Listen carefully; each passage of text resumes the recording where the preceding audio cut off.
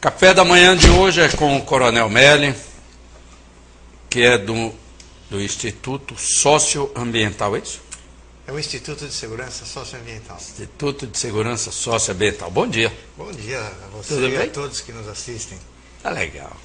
Coronel, o que é o Instituto de Segurança Socioambiental? O que ele faz?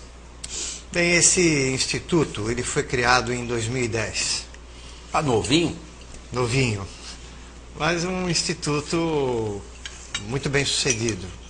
Porque na realidade ele foi criado para absorver projetos de segurança socioambiental que começaram a ser desenvolvidos na cidade de Guarujá. Um para uma região muito antropizada, ou seja, muito alterada pelo homem, né? E com gravíssimos problemas sociais de segurança, como também problemas ambientais, que é a região da Enseada. E outro para uma região mais protegida do município, que é a Serra do Guararu, conhecido carinhosamente por Rabo do Dragão, por causa que o mapa da cidade tem esse formato. E é mesmo, é um formato de um rabo mesmo. Isso, e essa parte tem um maciço florestal de extrema importância. Áreas de Mata Atlântica muito bem conservadas, restingas, mangues, além do patrimônio histórico existente naquela região. Então esses dois projetos eles começaram a ser trabalhados nos anos de 2007 e 2008. O da Enseada em 2007 e em 2008 o da Serra do Guararu. E além de serem trabalhados tecnicamente com estudos, esses projetos também foram levados para a universidade. A UNAERP hoje tem também um projeto de pesquisa de segurança socioambiental da cidade do Guarujá, idealizada por esses dois projetos que foram carro-chefe dessa proposta. Enseada e Guararu. Isso. Então, em 2010, para que esses projetos pudessem ter uma entidade com personalidade jurídica, foi criado o Instituto. Ele tem os seus apoiadores financeiros para criar a estrutura. Essa estrutura foi criada, esses projetos então ganharam mais corpo, ganharam estudos técnicos, e para nossa alegria, o que estava projetado para acontecer no ano de 2014, 2015, que seria criar uma área de proteção ambiental para a Serra do Guararu, acabou com o apoio do Poder Público Municipal, sendo criado há poucos dias. No dia 29 de junho, foi criado por decreto a APA da Serra do Guararu, e agora o Conselho Gestor vai poder ordenar melhor o território e evitar que aquela área seja agredida do ponto de vista ambiental, social, estético, paisagístico, histórico. E até de ocupação também, né? Principalmente de ocupação. A APA tem a função de ordenar territorialmente a região. Agora tem umas famílias lá já morando ali naquela Sim, região. existem né? muitas famílias morando naquela região. De barraco até pendurado ali pela Tem. É íngreme ali, a gente passa ali na estrada Perequê, Bertioga, vê lá umas luzinhas à noite lá no meio dos morros por lá. Então, a ideia é exatamente essa, ordenar essa ocupação. Porque nós temos que considerar o seguinte, para aquela região, que tem ainda uma qualidade ambiental e de proteção muito grande, ela vai sofrer uma pressão extremamente forte de ocupação irregular, com a eventual ligação seca entre Santos e Guarujá, e com o também projetado prolongamento da Avenida Dom Pedro, que é a avenida que cortaria caminho mais próximo à Serra do Guararu. Com a chegada da própria Petrobras ali, sim, a base offshore ali no claro, centro de Carvalho. Claro. Acontece que o poder público ele tem sempre muita dificuldade de conter as invasões. E as invasões, uma vez efetuadas... Às vezes até induzida por políticos. Sim. E a leniência do poder público normalmente já é compartilhada. Histórico. Histórico. Isso é histórico. Né? Vai, invade lá e vota em mim, hein? Mas esse histórico ele é um histórico regional de um fenômeno que acontece em Cubatão, em Guarujá, em Santos... Todo o litoral. Todo o litoral. Porém, o que acontece especificamente para aquela região? Ela já era uma região parcialmente tombada, né? Não totalmente, mas parcialmente tombada. Esse instrumento ele vai permitir uma coisa nova, que é o compartilhamento da administração, ou seja, o decreto prevê que esse conselho gestor que vai conduzir os trabalhos, metade sejam de entes públicos e metade da sociedade civil. E o que é mais interessante, a criação das áreas de proteção ambiental, que são formas de unidades de conservação, elas têm a previsão normalmente para APAs de que os conselhos sejam apenas consultivos. Então quem acaba fazendo as ações é o poder executivo e o conselho só aconselha mesmo. Nesse caso houve uma inovação e o conselho, ele além de consultivo, ele é deliberativo, ou seja, ele vai poder deliberar sobre medidas de proteção. Dessa APA que foi criada. Dessa APA que foi criada a partir do quilômetro 8 da estrada que liga Guarujá a Bertioga, ou da antiga estrada, né? Então são muitas inovações.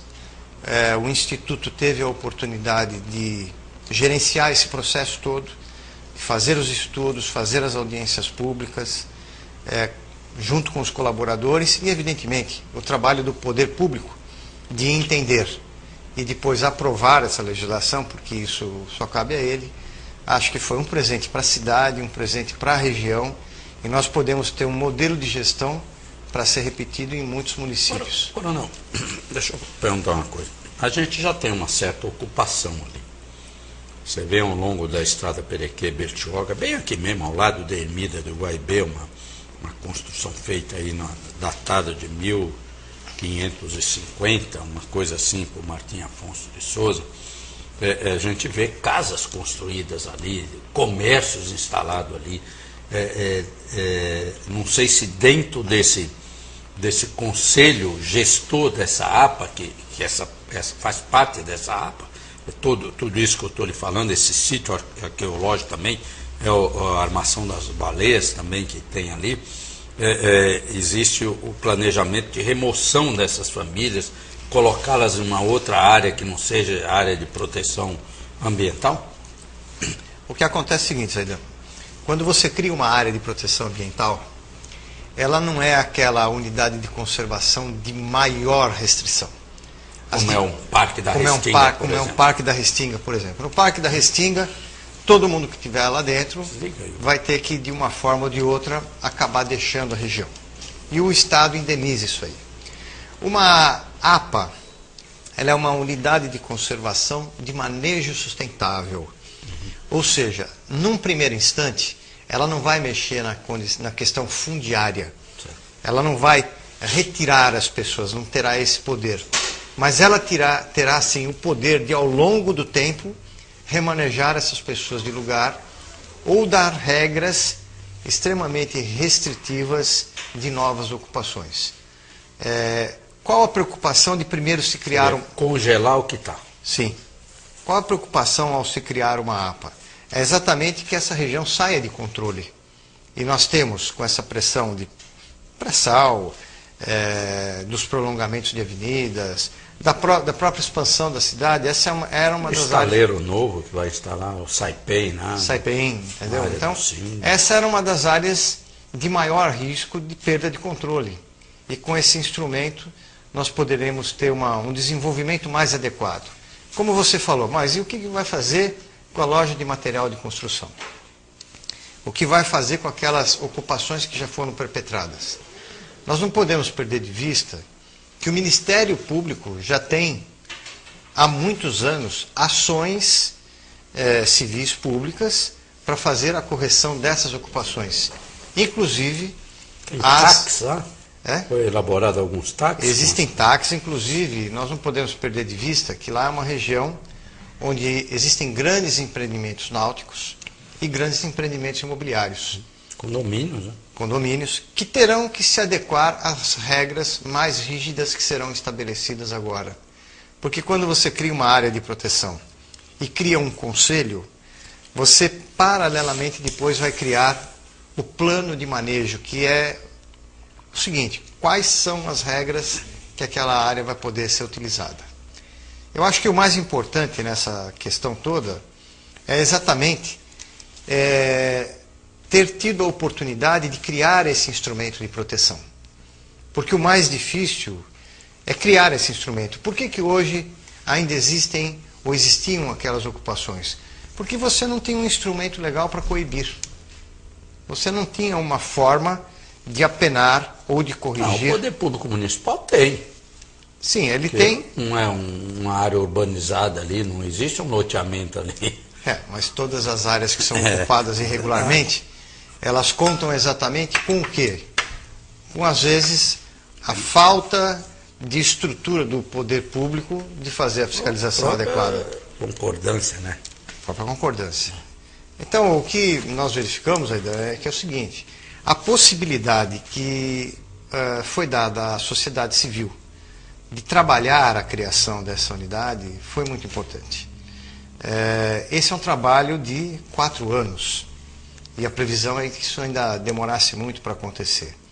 Eu acho que, em termos ambientais e sociais, foi um dos passos mais importantes dessa atual gestão. No Guarujá, nesses últimos tempos? Sim, nós não temos outras áreas que receberam esse tratamento. E a partir daí nós teremos não só uma experiência que pode ser muito interessante, nós podemos ter uma metodologia de trabalho que pode ser utilizada em outras regiões do litoral que têm um perfil parecido. Aquela área, em hipótese alguma, poderia receber um loteamento de alto padrão ou até mesmo de cunho social ali, não existia espaço para isso? Aquela área já é uma área que existiam muitas restrições. A criação da área de proteção ambiental, o que ela faz?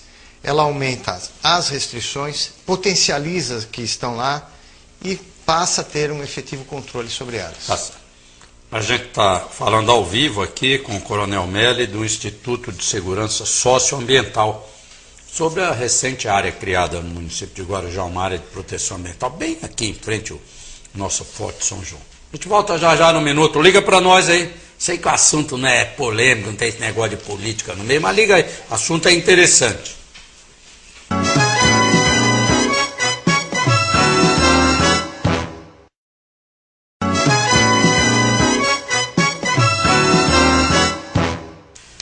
De volta aqui, o programa Café da Manhã ao vivo. Liga aí para nós, põe o telefone aí. Liga aí, ó. Olha lá o telefone. Você do Guarujaí, liga aí de Ilhabela. Por quando é assunto aqui de polícia ou política, chove de ligação.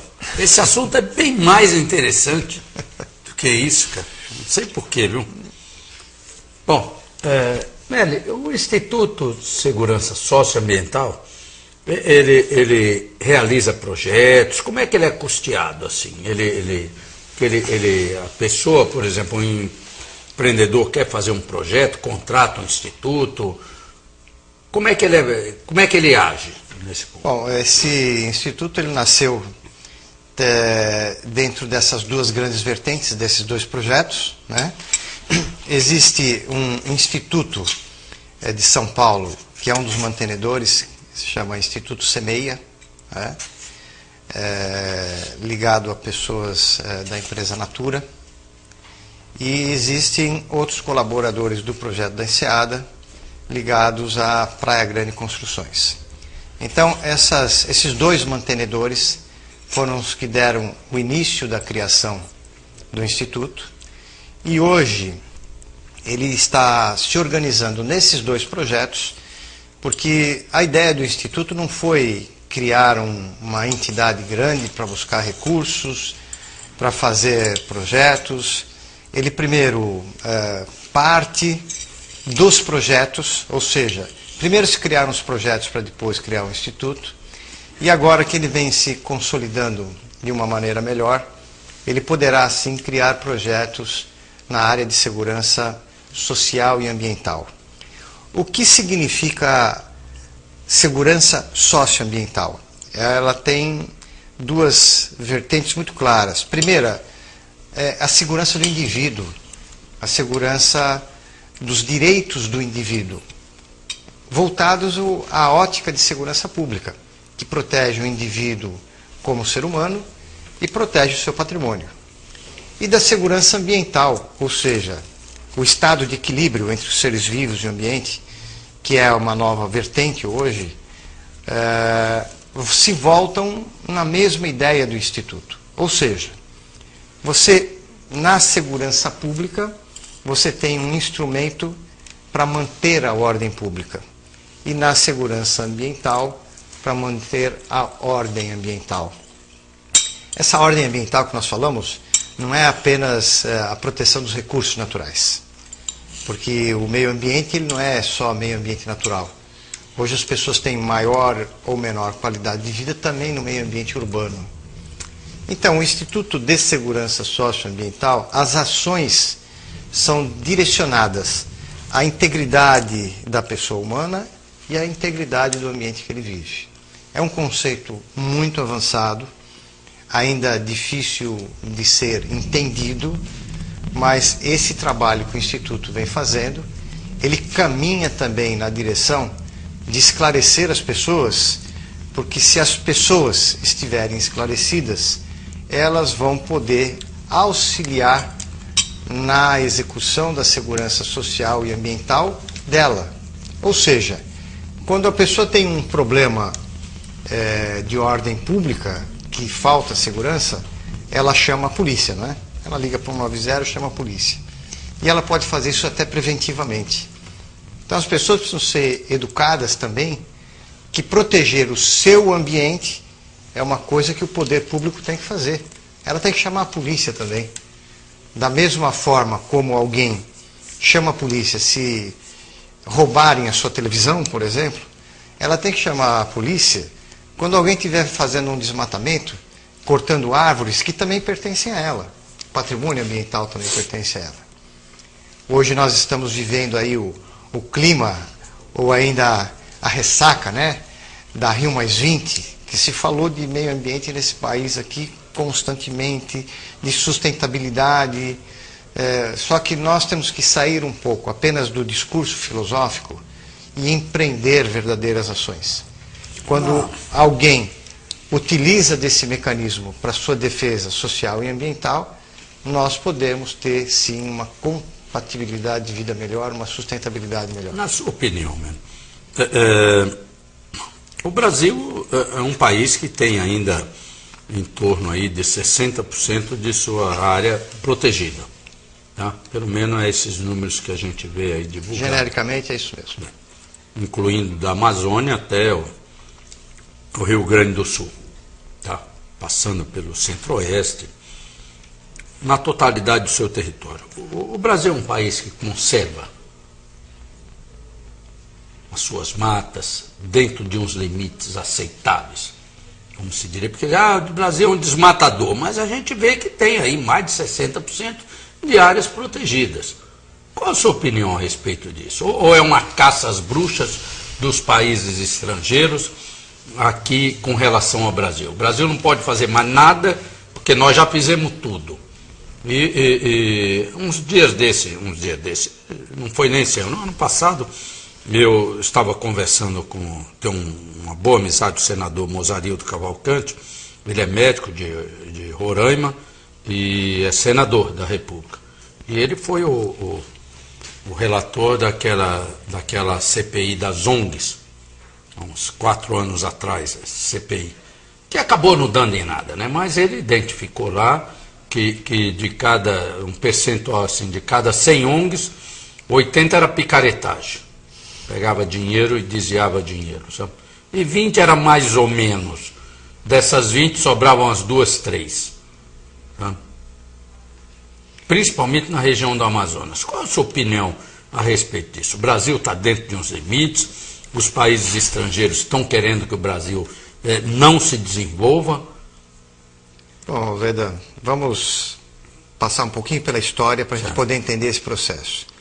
Primeiro, o Brasil começou a ser ocupado pela face do litoral, ou seja, pela face atlântica. Né? Então, por essa própria acomodação, a gigantesca maioria da população está nessa faixa, que tem um bioma muito importante, que é a Mata Atlântica. Então, acabou, né? Tem um quê? 7% da mata? De 7 a 8%. 7 a 8%. Tá? Então, essa biodiversidade da Mata Atlântica, que era extremamente importante, ela sucumbiu quase que na sua totalidade ao longo desses 500 anos de ocupação. Bertioga fez a lição de casa, né? Deixou um monte aqui. Bertioga fez uma grande lição de casa, que tem uma quantidade de área protegida muito expressiva. Muito bem, o resto do país, ele foi sendo ocupado de uma maneira mais lenta. E o que nós precisamos considerar é o seguinte: um território desse, não é porque ele tem um território grande, que ele também tem um aval para ficar destruindo vegetações extremamente importantes. O cerrado, que acham que é uma vegetação mais pobre, sem tanta importância. É um bioma importante. Ele tem, em determinados aspectos, até mais biodiversidade que a própria Mata Atlântica, que a própria Amazônia. Então, o que às vezes se reclama internamente é que é o seguinte: por que nós temos que desmatar a floresta amazônica, incendiar a floresta amazônica, tendo mais de 130 milhões de hectares de terras já desmatadas ociosas? Essa é a grande equação. Ociosas, que não estão sendo ocupadas. Que não estão sendo ocupadas e estão se abrindo novas frentes. Por que o Brasil tem o direito soberano de explorar a sua vegetação? Isso está previsto até na Convenção Internacional de Estocolmo, que foi a primeira Convenção Internacional do Meio Ambiente. A soberania... Mesmo antes da Rio? Mesmo antes da 92? Rio. Mesmo antes da Rio. A primeira Convenção Internacional, que foi em 72, já previa, num dos seus 26 princípios, que os países têm soberania para tratar do seu meio ambiente. Agora, nós temos dois aspectos realmente que são muito graves. Primeiro, que nós internamente poderíamos ter uma forma de exploração diferente, mais racional, porque as matas em pé têm um valor gigantesco, mas que há uma pressão internacional, sim, para que o Brasil ocupe cada vez menos o seu território com frentes agrícolas. Por quê? Porque é uma competição com os seus produtos no mercado internacional. Isso nós não temos dúvida nenhuma. Você falou agora mesmo da questão das ONGs, né? E eu pergunto para você, na região amazônica não existem pobres? Não existem crianças com problemas? Não existem velhos precisando de apoio? Mas nós não temos nenhuma ONG para tratar disso. E é o que você falou. Nós temos dezenas de ONGs internacionais. Centenas. Entendeu? Nós temos tribos indígenas que, além das suas formas de comunicação tradicional, falam línguas estrangeiras e não falam português. Exatamente. Então, isso sim, porque, no fundo, o que essas ONGs querem buscar? Elas querem buscar o conhecimento tradicional e plantas que podem ser sintetizadas em moléculas para fazer fármacos.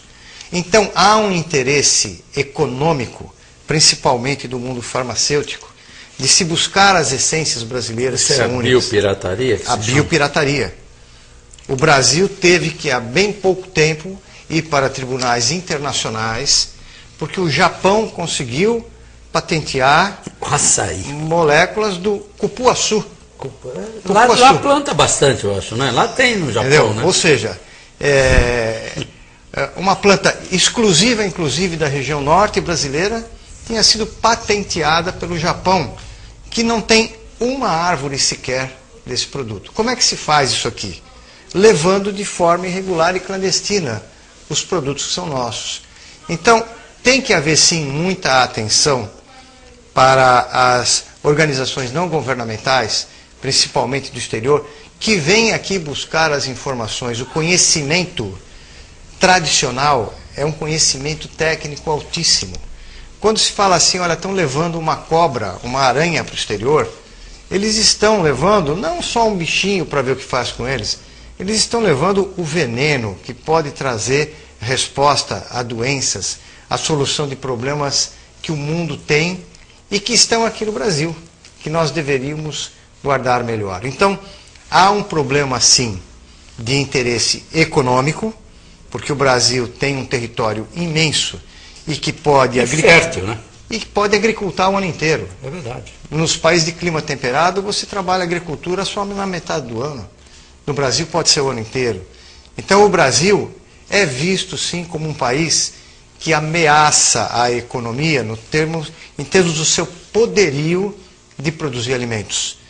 Que com 7 bilhões de habitantes, produzir alimentos hoje é estratégia preciosíssima de se colocar perante a economia mundial.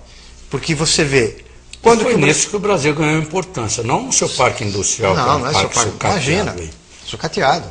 A importância do Brasil internacional está exatamente no que ele tem de minérios, no que ele tem de agricultura e como ele pode se posicionar com esses produtos no mercado internacional. Veja que quando nós tivemos o problema de definir aquela área da Raposa do Sol no norte do país, que o Supremo estava definindo se os arrozeiros iam sair, se não iam sair, sabe quem estava aqui? Até o Príncipe Charles, presidente de honra da WWF. Ele veio acompanhar se aqueles arrozais continuariam na mão dos brasileiros que estavam produzindo. O interesse deles não era que o Brasil produzisse. Então, os índios conviviam pacificamente lá com os arrozeiros. Não? Aquela área hoje está abandonada. Aquela área está hoje abandonada. Eu vi uma declaração do general Heleno falando sobre isso. Então, aquilo que você pontuou agora, a pressão do Brasil para que não ocupe as suas áreas, as ONGs, mas também o Brasil deve fazer a lição de casa. Queimar floresta amazônica para plantar, braquear e colocar gado, isso é um absurdo. Enquanto no Japão, em 1 hectare, se trabalha com 100 bois, no Brasil, com 1 hectare, se trabalha 1 boi. Se nós temos o maior rebanho do planeta, quantos milhões de hectares nós precisamos para fazer essa agropecuária extensiva? Nós não precisaríamos tanta coisa. Poderíamos racionalizar, e essa racionalização, ela sempre dá lucro. Agora, Coronel, eu fiz uma entrevista com o deputado federal Nelson Marqueselli sobre o Código Florestal. Ele é da bancada ruralista, né? E ele me falou o seguinte: olha, Zaidan, em seguida eu falei com o senador Luísio Nunes Ferreira também, que deu uma entrevista pela rádio, e falou: olha, Zaidan, não pode ter um Código Florestal só para o Brasil inteiro. O Brasil devia ter 2 ou 3 códigos florestais. Porque o que vale para a Amazônia não vale para Santa Catarina, para o Rio Grande do Sul, para São Paulo, sabe? E o que vale para o Centro-Oeste não vale para o Rio de Janeiro, para o Espírito Santo. O senhor concorda com essa opinião? Nós estamos falando de tipos de vegetação diferente que precisariam de uma legislação diferente. E até de culturas também, sei lá, de um monte de coisa, né? Veja que a Constituição Federal, ela criou alguns patrimônios na área ambiental. Então, um patrimônio é a Mata Atlântica, o outro é o Pantanal Mato Grossense. Ou seja, na Constituição Federal já se deu perfil diferente para regiões por causa da sua cobertura vegetal. Realmente, um código que tente falar genericamente de todas essas coisas, ele fica muito complexo na sua aplicação. Mas está esse engasga-gato desse código lá também. Uma das coisas é isso, né? Nós temos uma medição de forças aí muito poderosa, e essa medição de forças passa por interesses internacionais. Sim. Passa por interesses internacionais. A gente vê isso, claro. Tá? O que nós temos que ter em mente é que o ser humano hoje ele precisa ocupar áreas, tanto para a sua acomodação urbana, como para ter os bens e serviços para ele poder viver. Nessa mesa de café, tudo que veio aqui, veio direto ou indiretamente do campo. Ele veio bonitinho aqui, está aqui numa embalagem, num trigo está ali, o boi está aqui, mas isso aí, o leite está aqui. Isso aqui veio do campo. Então, o que precisa é o entendimento que a conversa entre a área urbana e a área rural, ela tem que existir, ela tem que se falar. Por que tanta luta no código? Exatamente porque algumas regiões, pela previsão já do código anterior, estavam muito penalizadas. No mundo inteiro, onde estão determinadas culturas? Nas encostas. O fato daquela cultura estar numa encosta não significa que está desestabilizando essa encosta. Significa que está produzindo bens. Então, se você analisar friamente a letra do código, você cria realmente um impacto muito grande para o sistema. Toda essa conversa de mudança do código começou exatamente para essas áreas penalizadas com culturas já fielmente estabelecidas e Coronel, tradicionais. a gente vai fazer um intervalo e daqui a pouquinho também a gente vai falar sobre a pergunta do Fabiano da Chácara Vistarina. Num minuto a gente está de volta aí. Pode continuar ligando aí. Fabiano ligou, perguntou aqui sobre a unidade de conservação do Parque da Restinga, né? Já já, Fabiano, o coronel vai falar a respeito disso. Um minuto só.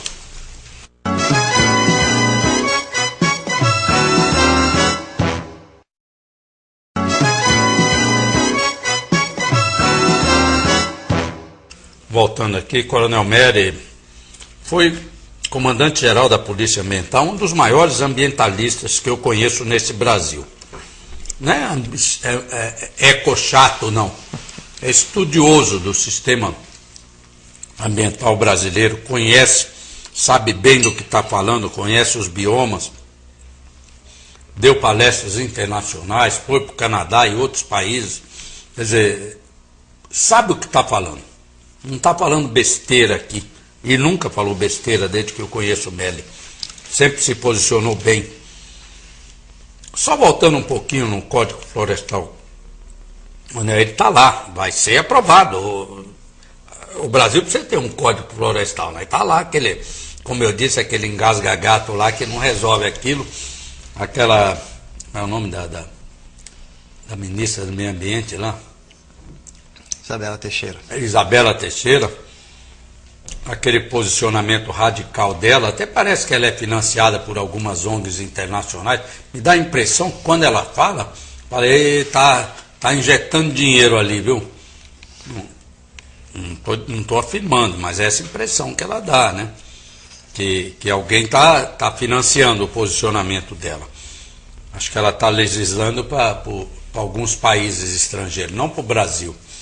Mas, coronel, o senhor não acha que deveria ser dividido esse código em 2 ou 3 códigos brasileiros, de acordo até com o que você fala? Nós temos o bioma do Pantanal, que pega ali Mato Grosso do Sul, uma parte do Paraná também, tá? E uma parte da Amazonas também. Entende? E temos o Cerrado, que pega boa parte do Nordeste, né? Vários. Centro-Oeste brasileiro. Centro-Oeste. Temos a Caatinga, né, que pega, aliás, a Caatinga pega o Nordeste, e temos a Mata Atlântica aqui, né, que pega todo o litoral, resta aí 7, 8%, mas não deixa de ser um bioma também. E fazer um código diferente para cada um desses, de acordo com as suas necessidades. O que nós temos que verificar é o seguinte: você falou do código, que ele vai ser aprovado. Na realidade, esse código ele ficou no meio da pressão da Rio+20. E os ambientalistas, nessa pressão, deixaram o governo numa posição muito desconfortável, dependendo do que ele ia fazer ou não. Ambientalistas que não vivem aqui, que não moram aqui. Também. O que acontece na prática? Quando esse código foi para apreciação da presidente, ela vetou uma porção de artigos e já inseriu uma medida provisória. Não, com uma série de modificações também. Não, enorme. O que acontece? Na primeira semana, enquanto a Rio+20 estava acontecendo, nós tivemos já apresentadas 400 emendas. E antes da Rio+20 acabar, a informação que nós temos é que já tem 600 emendas para o atual texto do Código Florestal passar pelas casas legislativas. Ou seja, nós ainda teremos um embate muito grande. Quer dizer, vai tudo de novo, vai para a Câmara, vai para o Senado... Porque a medida provisória tem lá o seu ritual para ser apreciada. E é exatamente nos pontos mais polêmicos que ela entrou. Tá? Porque nós podemos ter, sim, um código genérico e reportar para os estados a autonomia da sua legislação complementar. Nós não podemos perder de vista que em 1988, quando foi aprovada a Constituição Federal, até aquela época, só a União podia legislar sobre meio ambiente. A partir de 1988, o Estado passou a poder legislar sobre meio ambiente. Então, o Estado tem... Matérias específicas. Não, sobre meio ambiente em geral. Então, Os estados hoje eles têm a competência legal, se eles quiserem fazer os seus códigos, se quiserem fazer as suas legislações específicas, eles têm autonomia para isso. O governo federal, ele pretendeu, num determinado instante, repassar parte dessa competência relativa às vegetações para os estados e municípios. Mas acabou também não conseguindo fazer isso de maneira adequada. Porque não basta apenas você legislar sobre um bioma, sobre uma forma de vegetação. Porque cada estado tem as suas necessidades econômicas, as suas necessidades estratégicas, suas necessidades específicas da cultura daquela região. Nem todo mundo que está na Amazônia tem a mesma cultura. Nem todo mundo que está na Amazônia sobrevive do mesmo jeito. Nem todo mundo que está na Amazônia tem os mesmos objetivos para aquele mesmo tipo de vegetação. Então, a ideia de descentralizar para que cada estado, para que cada região pudesse legislar de uma maneira própria com o seu meio ambiente, para o seu meio ambiente, estaria sim dentro da autonomia dessas unidades da federação. Há uma corrente muito forte que quer essa direção. Ou seja, de descentralizar mais a legislação, deixar o Código Florestal uma legislação mais aberta e genérica e permitir que os estados tratem do assunto mais específico. Certo é que o assunto Código Florestal não morreu há 40 dias atrás, como todo mundo achou. Muito pelo contrário. Nós vamos ter novamente uma medição de forças, nós vamos ter novamente um grande embate sobre como ele vai ficar na sua concepção final, porque isso altera a vida das cidades e do campo. Veja que interessante, Zaidan. Regras, inclusive das áreas de preservação permanente, estão sendo usadas igualmente para as áreas urbanas e para as áreas rurais, quando a realidade e a função ambiental de uma mata ciliar numa cidade que já está antropizada, com vias asfálticas passando do lado de determinados córregos onde se lança esgoto in natura, elas são diferentes desse mesmo corpo d'água numa região protegida e que serve de tributário para reservatórios de água potável. Eu vou citar como você falou, né? Foi aqui um loteamento aqui, inclusive dentro desse loteamento tinha uma área reservada a habitações de cunho social. Né? É o loteamento Buriqui Costa Nativa, né? De uma área aí de 2,5 milhões de metros quadrados e iria se ocupar ali 600 mil metros quadrados, dando a proteção inclusive dos 300 metros, conservando os 300 metros, que não sei por que isso também, né? Que é uma resolução resolução CONAMA que não tem força de lei, não é uma lei, tá? Mas e esse loteamento aí queria ocupar aí em torno de 20% de toda a sua área, né? O restante iria ficar protegido, cortado por 2 vias asfálticas, entendeu? Como você citou, tá? Dentro da zona urbana, cercado de 2 favelas pelos 2 lados, e aí essa é a área de proteção, não pode. Com certeza eu conheço isso daqui. Se você não pode fazer uma coisa ordenada, não leva muitos anos, aquilo vai ser invadido e vai ser feito uma favela. Zaidan, nós militamos na área ambiental desde 1981, onde inclusive não tinham as legislações que nós temos hoje. E o que nós verificamos é exatamente isso que você falou. Nós temos dezenas de favelas hoje em toda a região da Baixada Santista, e no Litoral Sul também, que tinham propostas de empreendimentos que não foram aprovados. Esses empreendimentos que não foram aprovados, eles foram invadidos, viraram favelas, e hoje a perda social e ambiental é gigantesca. Irreparável. Irreparável, não tem como reverter alguns processos. Porque na favela eles não põem esgoto, não põem nada, vai invadindo, aquilo ali vai correndo para o mar direto, né? E tanto é que você vê muitas fontes de poluição, por mais que tenha o projeto Onda Azul, da Sabesp, etc., a fonte de poluição não está porque o esgoto não está sendo canalizado ou tratado. É porque as áreas de invasão não tem como você tecnicamente produzir mecanismo. Você é até impedido de levar água e esgoto. A Sim. justiça te impede a Sabesp de levar melhoria nessa. O que nós precisamos entender é o seguinte: esses processos, eles, ao longo do tempo, eles se voltaram contra a própria sociedade. Essas regiões que não tiveram o adequado tratamento ambiental, hoje são as regiões que têm o pior tratamento social. São as regiões que têm os maiores índices de criminalidade. São as regiões onde há maior cooptação dos jovens para as drogas, para a prostituição infanto-juvenil. Enfim, são os lugares onde o crime se acomoda com mais facilidade. Você mora perto de uma região dessa? Sim, sim. Então, o que acontece? Nós precisamos ter um entendimento de que a sociedade ela não está parando de crescer.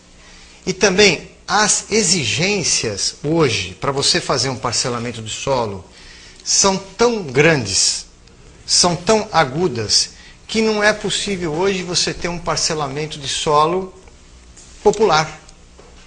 Guia, sarjeta, área ambiental, áreas institucionais, área de proteção, etc, etc, etc. Pavimentação. Fazem com que qualquer empreendimento hoje de parcelamento de solo, para ser viabilizado, depois ele fique muito caro para ser vendido. Você não tem hoje mecanismo de fazer um parcelamento de solo para a classe mais baixa, para a classe de menor poder aquisitivo. Né? E às vezes o que se verifica é que o empreendimento de luxo, que é esse que consegue fazer cumprir essas obrigações, às vezes é mal visto, principalmente por alguns órgãos públicos que entendem que por ser uma segunda moradia, esse empreendimento não seria tão legítimo, o que não é real. A livre iniciativa é assegurada pela Constituição, no artigo 170, da mesma forma que o direito ao meio ambiente ecologicamente equilibrado do artigo 225. São direitos humanos, são direitos de empreender e são direitos, como você falou, de também poder compatibilizar o ambiente sadio. Nossa. Coronel Fabiano da Chácara Vista Linda, o que o município e os munícipes ganharam com a instalação do Parque da Restinga? E qual o maior interesse do Estado e por que isso foi feito em Bertioga? Primeiro isso foi feito em Bertioga porque é onde tinha aquele tipo de vegetação num estágio de conservação dos melhores. Na costa paulista, poucos lugares tinham um grau de conservação tão bom. Então se entendeu que ali era uma área que merecia um tratamento diferenciado do ponto de áreas vista particulares, diga-se de passagem. Sim. Todas essas áreas particulares. Áreas particulares. O que é certo é o seguinte: o poder público, se ele entende que isso é tão importante, ele tem que indenizar o particular. Ninguém pode chegar, por exemplo, aqui na sua televisão e falar: olha, isso aqui está bonito, está muito bem feito, e tomar de você. Isso a lei brasileira não permite. Mas o Estado pode tudo. Tomou. O que acontece é o seguinte, não só dos proprietários, tomou da população de Bertioga. Né? O que nós poderíamos ter tido à época, e isso foi falado nas audiências públicas, é um tratamento diferenciado e um melhor dimensionamento das áreas desse parque. A importância do parque, a importância de uma área protegida, inclusive, em muitos países, as áreas protegidas, é que nós não temos essa prática no Brasil. Cultura, né? Mas você vai no Parque das Sequoias, no Parque Yosemite, no Parque Yellowstone, que a gente vê nos desenhos, são áreas onde se faz muito dinheiro, onde a população residente ganha dinheiro pela exploração turística, estética e paisagística daquele bem ambiental. Nós aqui no Brasil não temos essa prática. Então, as áreas que nós decretamos como parque, nós não fazemos a visitação adequada. O Parque da Restinga poderia ser uma das maiores fontes de emprego e renda de Bertioga. Poderia ser. E pode ser. Entretanto, a forma como foi feito isso, houve uma pressão muito forte do setor ambientalista para criar essa unidade de conservação. O Estado, internamente, também fez muita força para que isso fosse criado. Entendemos... Meteu goela abaixo, hein? que nós participamos desse processo todo. O município e os munícipes não foram adequadamente ouvidos. A existência da audiência pública não significou que eles pudessem ter sido adequadamente ouvidos, tanto é que existem algumas comunidades, alguns locais, onde existe gente tradicionalmente acomodada no terreno, que vai ter que sair. E a ideia de se ter audiência pública, de se ter um processo claro, é de salvaguardar as questões humanas das pessoas que já estão nesses lugares. Então, não respeitaram nada, viu, coronel? Eu sei o que aconteceu. Eu acho até, eu participei das audiências, eu acho que aquilo foi uma presepada. Vamos fazer para formalizar, deixar a coisa legal. Mas não, nada daquilo foi ouvido. Quem falou lá pela população não foi ouvido. Foi ouvido foram aqueles macaquinhos, aquelas oncinhas, aqueles viadinhos que fizeram uma presepada lá, que vieram lá não sei de onde, do interior do estado, de São Bernardo do Campo, que não sabem nem como chegar em Bertioga, eles eram pelo Google Maps, entendeu? E chegaram aqui, fizeram uma presepada, fizeram a pressão e acabou. Mas eu acho que o Estado já tinha aquilo concebido, que eu conheço bem o Estado, tá? Cheguei a falar com o governador para que respeitasse o plano de... Eu falei pessoalmente, entreguei uma carta para o governador Goldman, que estava substituindo o Zé Serra, tá? Ah, tá bom, deixa aí, Zaidan. Deixou lá como se entregasse um papel higiênico para ele. Entendeu? E não respeitou, simplesmente não respeitou nada. O Estado já tinha aquilo concebido e vamos implantar, implantou, acabou. Sim, foi... Nós acompanhamos, inclusive, essa audiência pública que você se refere, que realmente é uma audiência que demorou 4 horas, pronunciamentos extremamente importantes para rever determinados pontos, pedido por munícipes e pelos próprios representantes da prefeitura. Eu mesmo pedi. Realmente eles não foram acatados. Nenhum. Mas nenhum. Entendeu? Isso foi...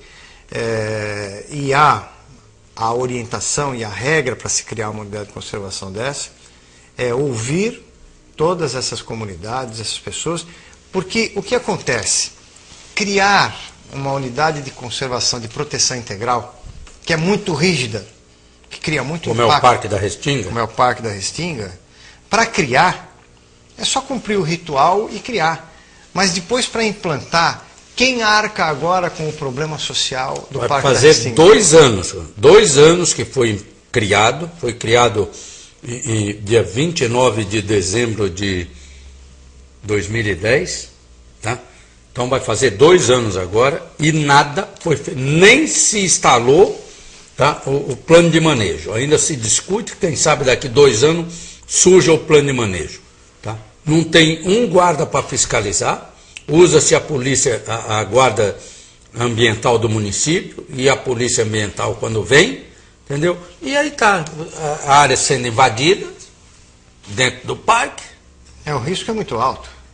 O que acontece é o seguinte, criar uma área protegida, e eu me lembro muito bem que na época dessa audiência pública, o comandante então da Polícia Ambiental esteve aqui, o capitão João Soares, falando da preocupação de que não estava sendo, junto com o Parque da Restinga, criados instrumentos de fiscalização. Exatamente. E na época, o então presidente da Fundação Florestal, o Neto, na época, ele falou que podia ficar tranquilo, sossegado. Dinheiro, o Estado tinha 1 milhão para dispor de... Até hoje eu não vejo um tostão. Nem sede, nem uma casa para alugar, tem dinheiro o parque. E o que acontece, Zaidan? A questão que você falou é muito clara. Enquanto a propriedade está na mão do particular, ele bem ou mal traz uma proteção à área. Quando ela passa ao poder público, o risco das pessoas mal intencionadas, por exemplo, quem quer furtar palmito, quem quer caçar animais silvestres, quem quer tirar vegetações importantes, de fazer e encontrar ali um campo fértil, pela ausência às vezes dessa fiscalização pública, é muito alto. Vide exemplos como as cotas de Cubatão, que são parque estadual desde a década de 70, e foi sendo invadida, e agora tem um programa que está custando milhões de dólares para Mais de R$1 bilhão. Para consertar aquilo que não conseguiu se prevenir, mesmo tendo uma legislação que falasse que aquela área era protegida. O Luiz Cláudio da Chácara Vistalina, Zaidan, ganharam as viaturas da fiscalização do meio ambiente, ganhou sim, o 3º Batalhão ganhou várias viaturas, eu estive lá. Elas estão rodando na área da Chácara Vistalina, eu não vi nenhuma até agora. Quero ganhar um convite da festa da Tainha. Cadê os convites? Não vieram? Estão aí? Então tá, então vamos sortear o convite. Já deixa um convite reservado aí, porque ele liga todo o programa. Então ele já vai ganhar um convite, pronto. Bom, deixa nós explicarmos o seguinte. Normalmente, quando existe uma distribuição de viaturas para a polícia ambiental, as pessoas precisam ter entendimento que a área que a polícia ambiental fiscaliza é uma área gigantesca. Normalmente as pessoas estão acostumadas a ver viaturas aonde? Na zona urbana. Né? Então a pessoa vai na sua escola, vai no seu trabalho, ela vê o quê? A viatura na zona urbana. Coronel, a gente vai encerrar aqui, terminou 1 hora de programa. Obrigado vocês aí, Fabiano, Luiz, que ligaram aí. Obrigado para você, Coronel, um bom dia. Para todos nós aí, e vamos trabalhar um pouco nessa proteção ambiental tão importante.